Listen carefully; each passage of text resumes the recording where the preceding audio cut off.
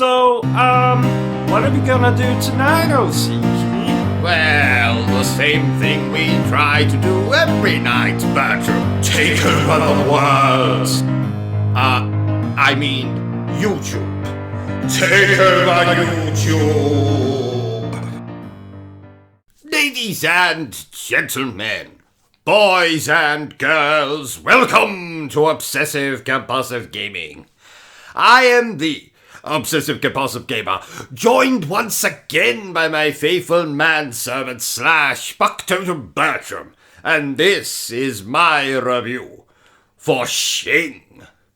Now, my friend, Shing was released in 2020 for the PlayStation 4 and other gaming machines.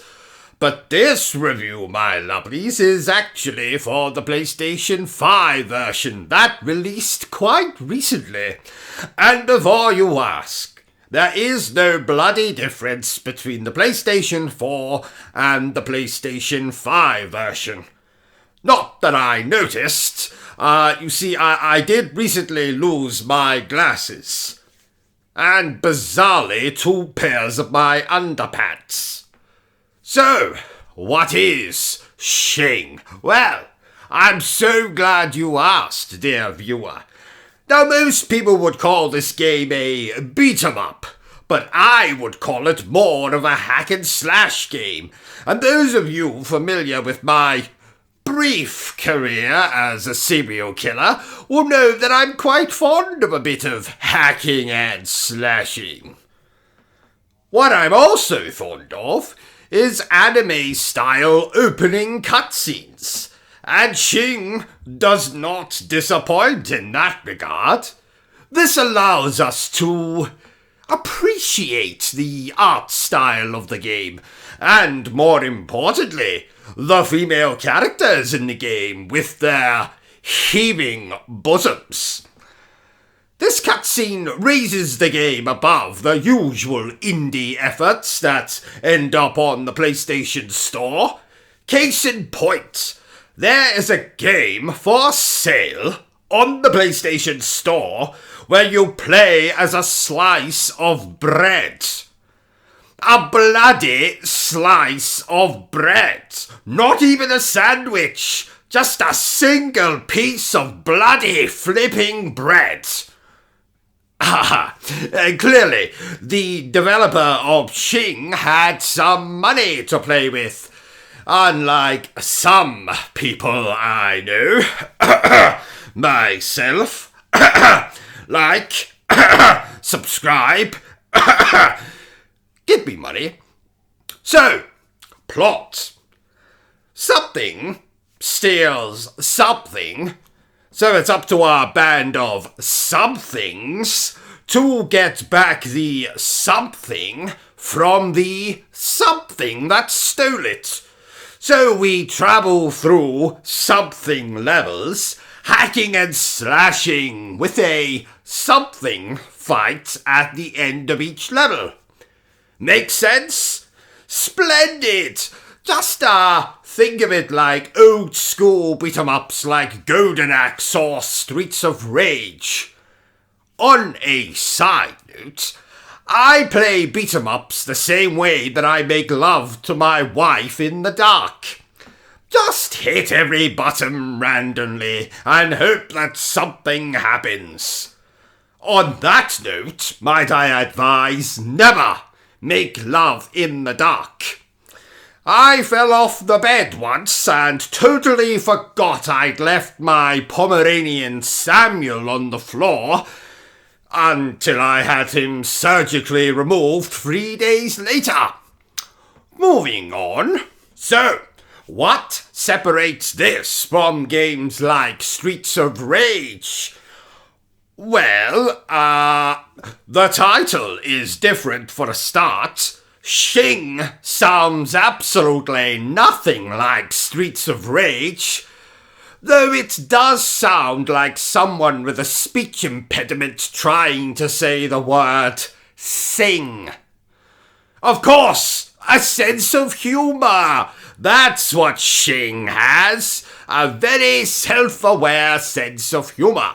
Not as funny as I am, but then again, nothing and no one is. Shut up, Bertram. While we're on the subject of humour, the maturity level of the humour in this game is something akin to an American Pie movie. I counted 7. That's right, 7. That's what she said, jokes. There are scenes of our characters bathing together, using the toilet together, exchanging little quips and flirting. There's more bloody sexual tension here than Kevin Spacey in an old boys' university. The characters often make little innuendos, which is all very innocent. The orgy scene, I thought, was a tad much, but I jest. It wasn't that bad. Now, there are 4 playable characters in the game, and yes, you can play the game locally or online with 3 others. Sadly, though, I have been banned from playing with others online ever since I threatened a 62-year-old man playing Call of Duty and then proceeded to send said 62-year-old man an envelope filled with my poo. Never mind. I'm sure I'll get this ankle thing off in no time. So, you take control of all 4 characters yourself if playing solo, or as I like to call it, masturbating. So, if masturbating, you control all 4 characters. If one is downed, you just simply switch to the next one, and so on and so forth. So you can fairly easily complete this game while masturbating. One of the characters you control is Scottish, but I personally have my doubts whether he's really Scottish or just putting on a stupid accent. He never once had a drink in my playthrough or beat up his wife. And as we all know, those are 2 things Scottish men do on a daily basis. He also tells us that the ladies call him Big Willie. But I see that as nothing more than wishful thinking. That's why the ladies call me Mr. Popular.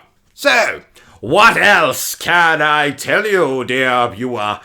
Oh yes, the main enemies in the game are called yokai, and they will often attack you in waves. I haven't encountered this much yokai since I played that game when I died 124 times to the first boss. No, sorry, I mean the first enemy. No, sorry, I mean on the title screen. Apart from yokai, you will also face various intimidating bosses. The first of these is a giant, fat frog, and you might think, well, that's a little unrealistic. But you see, I fought with a fat frog myself last night. Though my wife doesn't like it when I call her that. So, if you enjoy games like Golden Axe or Streets of Rage, then Shing will be right up your alley. Just remember to lubricate before putting it there, of course. Therefore, I am going to give Shing a solid 7 out of 10. Well, there you have it, ladies and gentlemen. My review for Shing. If you've enjoyed this little review of mine, don't forget to give me a thumbs up. If you haven't enjoyed it, well then, feel free to give me a thumbs down. But remember the single most important thing I always tell you, dear viewer, and that is to always stay obsessed with gaming. Yes. Now, if you'll excuse me, ladies and gentlemen, I'm off to get a little bit Scottish with my wife. Oh, there's my underpants. Are you still here? Go away. I'm sure you've got something better to do with your time.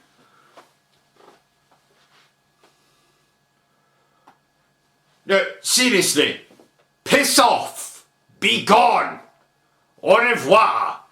Auf Wiedersehen. Bye.